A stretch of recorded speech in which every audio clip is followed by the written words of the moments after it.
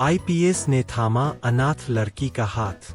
नकली पत्नी से कर बैठा प्यार। कभी कभी जिंदगी में कुछ रिश्ते अचानक बन जाते हैं, ना उनका कोई नाम होता है और ना ही कोई वादा, लेकिन वही रिश्ते इंसान की पूरी जिंदगी बदल देते हैं। यह कहानी भी एक ऐसे ही नकली रिश्ते की है जो धीरे धीरे दो दिलों की सबसे सच्ची मोहब्बत बन गया।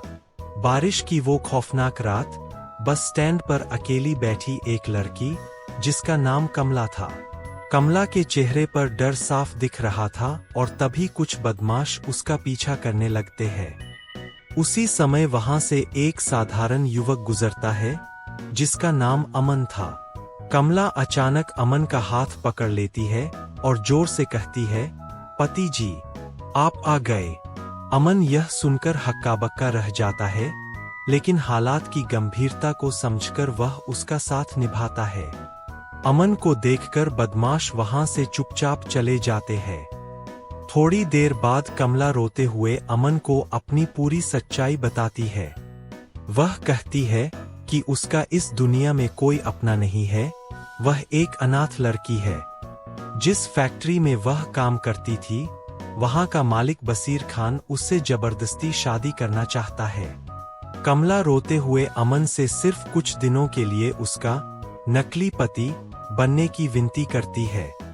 अमन का दिल पिघल जाता है और वह कमला को सहारा देने के लिए अपने घर ले जाता है।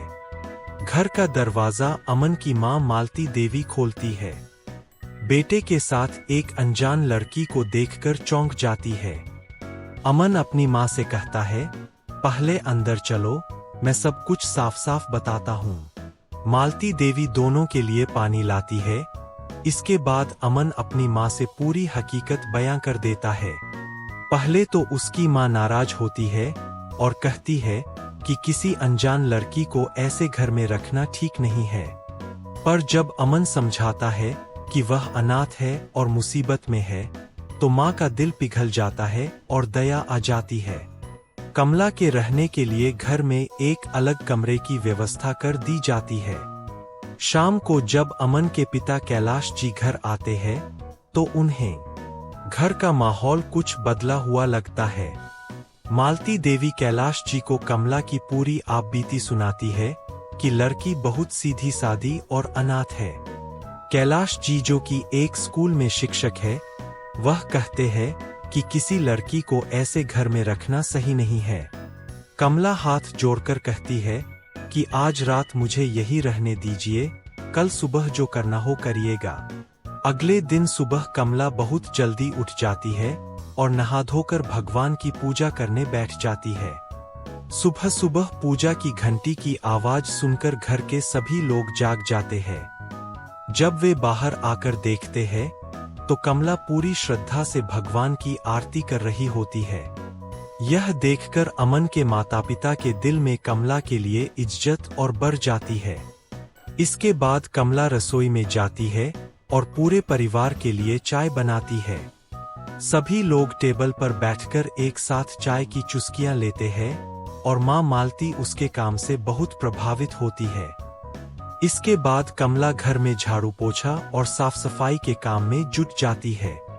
कैलाश जी अपनी पत्नी से कहते हैं कि लड़की संस्कारी है, लेकिन इसे घर में रखने से पहले पुलिस को सूचना देनी होगी। अगले दिन कैलाश जी और मालती देवी कमला को लेकर नजदीकी थाने पहुंचते हैं और एक लिखित आवेदन देते हैं। पुलिस वाले कानूनी प्रक्रिया का हवाला देकर लड़की को नारी निकेतन भेजने की बात करते हैं, लेकिन मालती देवी साफ कह देती है कि मैं इसे नारी निकेतन नहीं भेजूंगी, बल्कि अपनी बेटी की तरह घर में रखूंगी। मालती देवी की ममता देखकर पुलिस वाले भी उनकी बात मान जाते हैं और सहमति दे देते हैं। थाने में कमला बहुत घबराई हुई थी, लेकिन मालती देवी की बातें सुनकर वह राहत की सांस लेती है। इसके बाद तीनों खुशी खुशी वापस अपने घर आ जाते हैं। इधर अमन कॉलेज के फाइनल ईयर का छात्र था और उसके पिता कैलाश जी उसे एक बड़ा सरकारी अधिकारी बनाना चाहते थे। अमन शुरू से ही पढ़ाई में बहुत होशियार था और हर क्लास में हमेशा अच्छे नंबरों से पास होता था। कुछ ही दिनों में अमन की फाइनल परीक्षाएं नजदीक आ जाती है और वह दिन रात एक करके पढ़ाई में जुट जाता है। एक रात जब अमन देर तक पढ़ाई कर रहा था, तब कमला चुपचाप उसके कमरे में दूध का ग्लास रखकर लौटने लगती है। अमन पहली बार कमला को इतने गौर से देखता है। साधारण कपड़े, माथे पर छोटी सी बिंदी और चेहरे पर एक अजीब सी शांति। उस पल अमन को अंदर से एहसास होता है कि यह लड़की अब उसके इस छोटे से परिवार का एक अटूट हिस्सा बन चुकी है। इधर कमला भी समझ गई थी कि अमन के पिता का सपना उसे बड़ा साहब बनते देखना है, इसलिए वह उसे बिल्कुल परेशान नहीं करती। वह चुपचाप अपना काम करती और अमन की मां मालती देवी के घरेलू कामों में हाथ बटाती रहती। कमला अब उस घर में एक मेहमान नहीं, बल्कि परिवार के सच्चे सदस्य के रूप में रहने लगी। बाजार से घर का कोई भी सामान लाना होता तो कमला खुद जाकर पूरा सौदा समझदारी से खरीद लाती। कमला ज्यादा पढ़ी लिखी तो नहीं थी, लेकिन दुनियादारी की समझ उसमें बहुत गहरी थी। कुछ दिनों बाद अमन का परीक्षा परिणाम आता है और वह बहुत अच्छे नंबरों से कॉलेज की पढ़ाई पूरी कर लेता है। इसके बाद वह सिविल सर्विसेज यानी यूपीएससी की तैयारी के लिए बड़े शहर चला जाता है। अमन के जाने के बाद घर में सिर्फ 3 लोग बच जाते हैं और कमला ही बुजुर्ग माता पिता का सबसे बड़ा सहारा बनती है। कमला को उस घर में एक सच्चे परिवार का माहौल मिल चुका था, जिससे वह अपनी अनाथ जिंदगी का सारा दर्द भूल चुकी थी। उधर बड़े शहर में रहकर अमन रोज अपनी मां को फोन करता और बातों बातों में कमला का हालचाल जरूर पूछता। मां हमेशा कहती कि तू कमला की चिंता बिल्कुल मत कर, अपना पूरा ध्यान सिर्फ और सिर्फ अपनी पढ़ाई पर लगा। कुछ समय बाद यूपीएससी की मुख्य परीक्षा की तारीख भी नजदीक आ जाती है और अमन अपनी मेहनत को दोगुना कर देता है। करीब 2 महीने बाद जब परीक्षा का रिजल्ट आता है तो पूरे इलाके में ढोलनगाड़े बज उठते हैं। अमन ने अपने पहले ही प्रयास में यूपीएससी की कठिन परीक्षा पास कर ली थी और वह एक आईपीएस अधिकारी बन गया। जैसे ही यह खबर पिता कैलाश और मां मालती को मिलती है, उनकी आंखों से खुशी के आंसू छलक पड़ते हैं। कमला भी यह जानकर फूली नहीं समाती कि उसका सहारा बनने वाला अमन अब पूरे जिले का बड़ा साहब बन चुका है। इसके बाद अमन पुलिस अकादमी में अपनी कठिन ट्रेनिंग के लिए चला जाता है, जहां वह देश सेवा के लिए जमकर पसीना बहाता है। इधर एक दिन जब कमला कुछ सामान लेने बाजार जा रही थी, तभी बशीर खान के गुंडों की नजर उस पर पड़ जाती है। गुंडे तुरंत इस बात की जानकारी अपने मालिक बशीर खान को देते हैं, जो कमला से जबरन निकाह करना चाहता था। बशीर खान का उस इलाके में इतना खौफ था कि गरीब मजदूर उसकी आंखों में आंखें डालकर बात भी नहीं कर पाते थे। यहाँ तक कि इलाके के कई छोटे मोटे अधिकारी भी बशीर खान के इशारों पर ही काम किया करते थे। बशीर खान का इशारा मिलते ही बदमाशों ने बीच रास्ते में कमला को घेरा और जबरदस्ती एक वैन में बैठाकर अगवा कर लिया। दिन दहाड़े हुई इस अपहरण की घटना से पूरे इलाके में हड़कंप मच जाता है। तभी किसी राहगीर ने कमला के अपहरण की खबर अमन के माता पिता को दौड़ कर दी। सूचना मिलते ही पिता कैलाश जी तुरंत थाने भागते हैं और घटना की लिखित शिकायत दर्ज कराते हैं।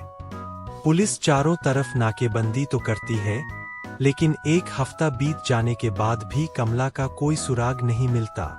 इधर घर में कमला के बिना मां मालती का रो रो कर बुरा हाल हो जाता है और घर सूना पड़ जाता है। रात भर मालती देवी दरवाजे पर बैठी रहती थीं और हर गाड़ी की आवाज पर सोचती कि शायद उनकी कमला आ गई। इसी बीच आईपीएस अमन की ट्रेनिंग पूरी हो जाती है और उसे एक होनहार अधिकारी के रूप में सम्मानित किया जाता है। अमन की पहली पोस्टिंग किस्मत से उसके अपने ही गृह जिले में बतौर पुलिस कप्तान के रूप में हो जाती है। वह सबसे पहले वर्दी पहनकर अपने माता पिता का आशीर्वाद लेने अपने घर पहुंचता है। घर में एक तरफ बेटे के आईपीएस बनने की खुशी थी, तो दूसरी तरफ कमला के गायब होने का गहरा सन्नाटा।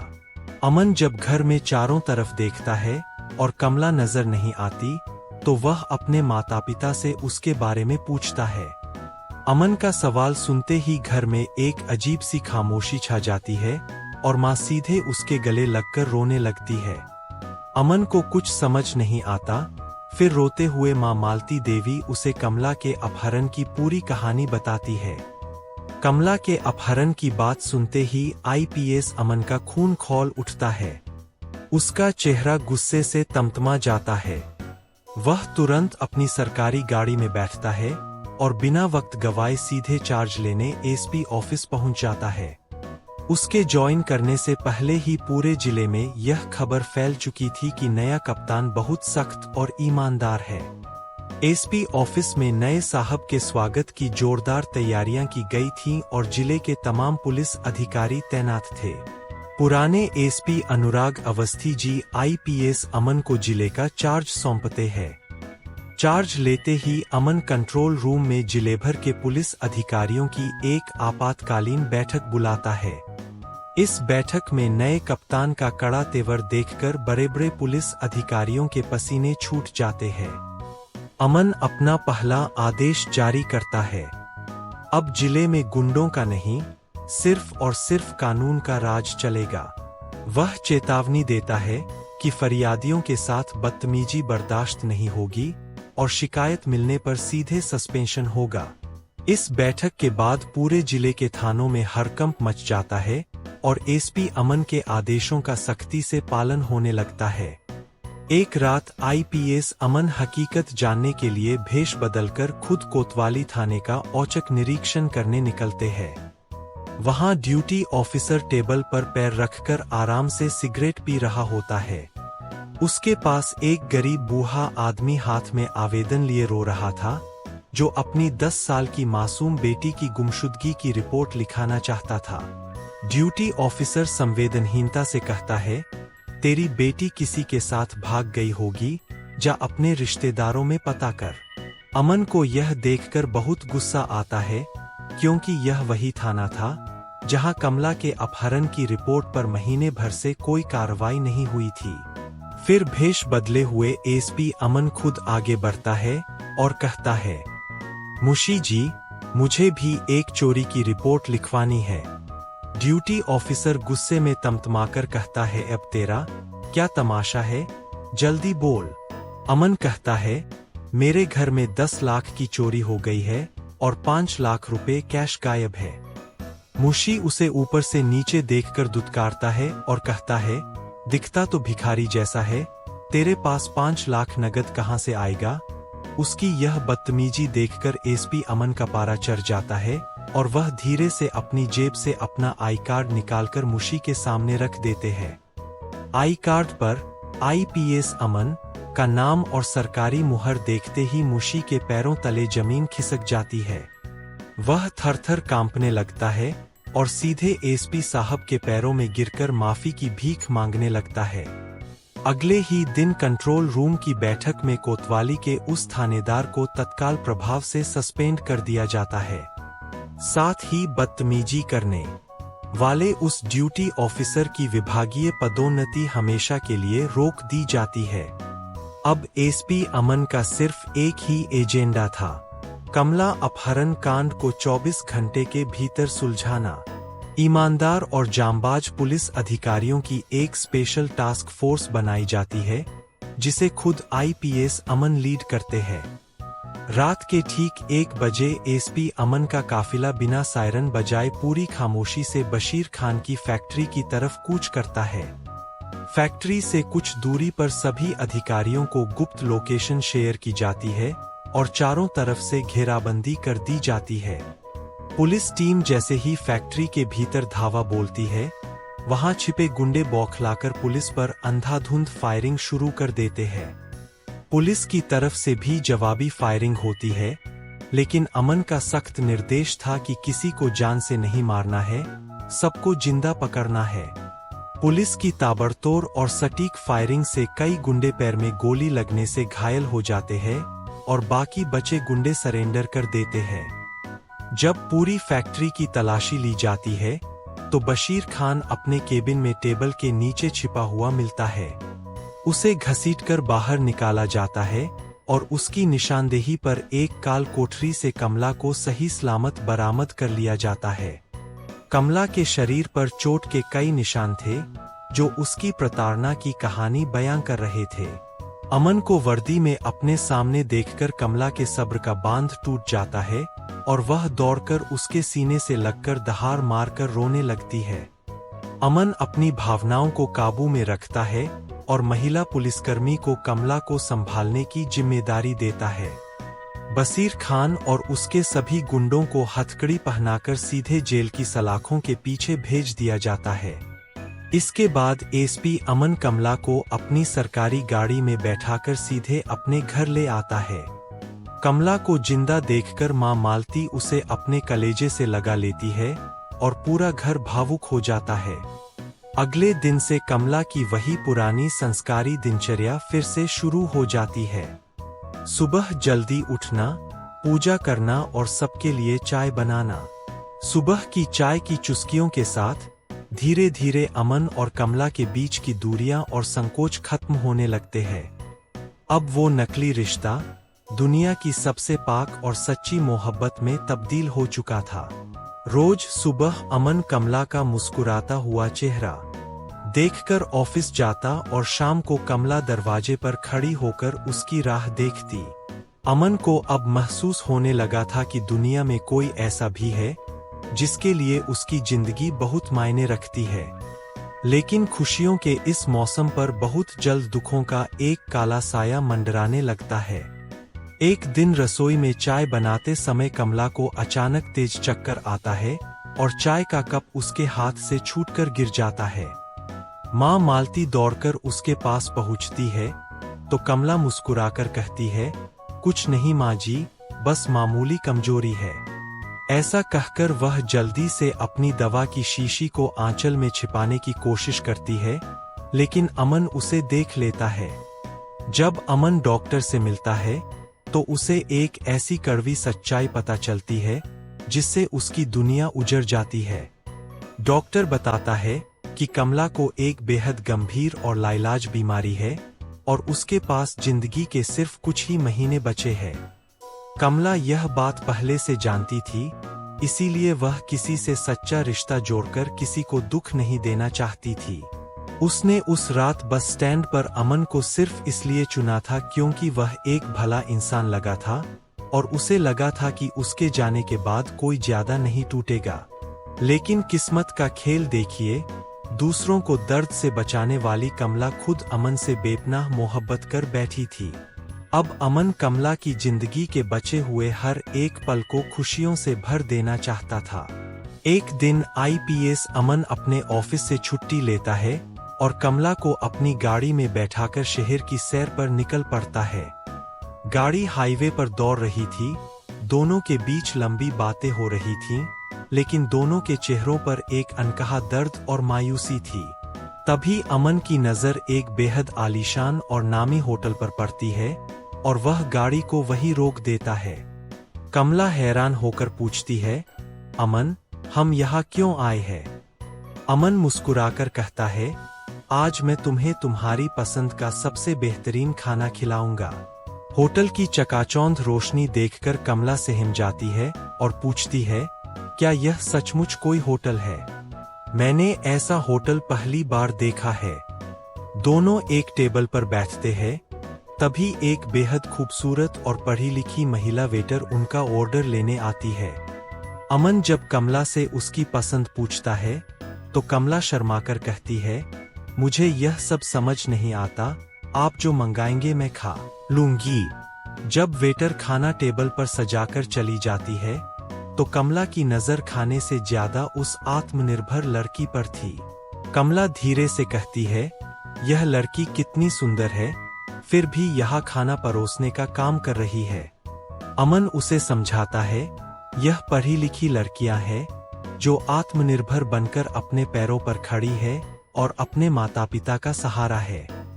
जब अमन बताता है कि इन्हें महीने के 15 से 20 हजार रुपए मिलते हैं तो कमला दंग रह जाती है। खाने के दौरान अमन एक छोटे बच्चे की तरह कमला का पूरा ख्याल रखता है और उसे चम्मच से खाना सिखाता है। कमला हंसकर कहती है, अमन, मुझसे यह चम्मच वम्मच से नहीं खाया जाएगा, मैं हाथ से ही ठीक हूँ।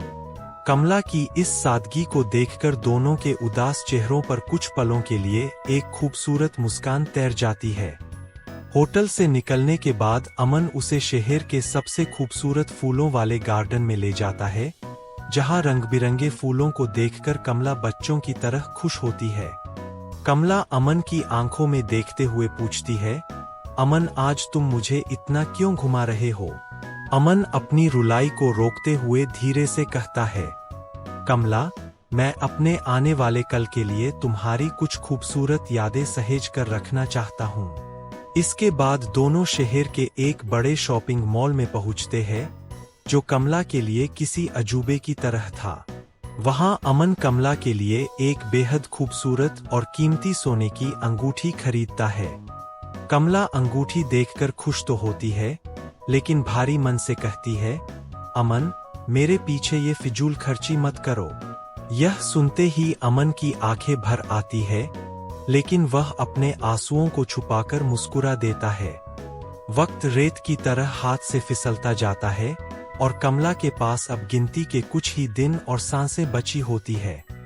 अपनी जिंदगी के आखिरी दिन बिस्तर पर लेटी कमला अमन का हाथ थामकर बहुत धीरे से बोलती है। वह कहती है, अमन, उस रात मैंने तुम्हें सिर्फ एक नकली पति माना था, लेकिन भगवान ने मुझे दुनिया का सबसे सच्चा इंसान दे दिया। कमला की आंखों से एक आंसू टपकता है और वह कहती है, अगर मेरा अगला जन्म हुआ तो मैं सचमुच तुम्हारी असली पत्नी बनकर आऊंगी।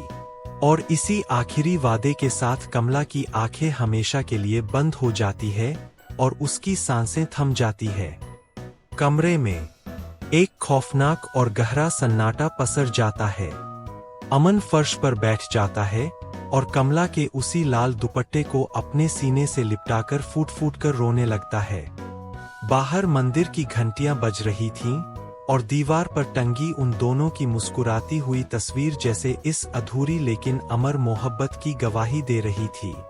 संघर्ष, संवेदना, परिवार और त्याग से भरी यह कहानी हमें सिखाती है कि रिश्ते कभी खून के मोहताज नहीं होते, रिश्ते तो दिल से बनते हैं। दोस्तों, इंसान की असली पहचान उसकी दौलत या रुतबे से नहीं, बल्कि उसके अच्छे व्यवहार और उसकी संवेदनाओं से होती है। कभी कभी भगवान हमारी जिंदगी में कुछ ऐसे फरिश्ते भेज देता है जिनका कोई नाम नहीं होता, पर वही हमारी जिंदगी का सबसे खूबसूरत सहारा बन जाते हैं। दोस्तों, अगर यह कहानी आपके दिल के किसी कोने को छू गई हो, तो प्लीज इस वीडियो को लाइक और कमेंट जरूर करें। साथ ही हमारे चैनल शोरगुल टाइम्स को सब्सक्राइब करना ना भूलें। आपका यही प्यार और सहयोग हमें आगे भी ऐसी ही बेहतरीन कहानियां लिखने की प्रेरणा देता रहेगा। अब अगली कहानी तक मुझे इजाजत दीजिए। नमस्कार, धन्यवाद।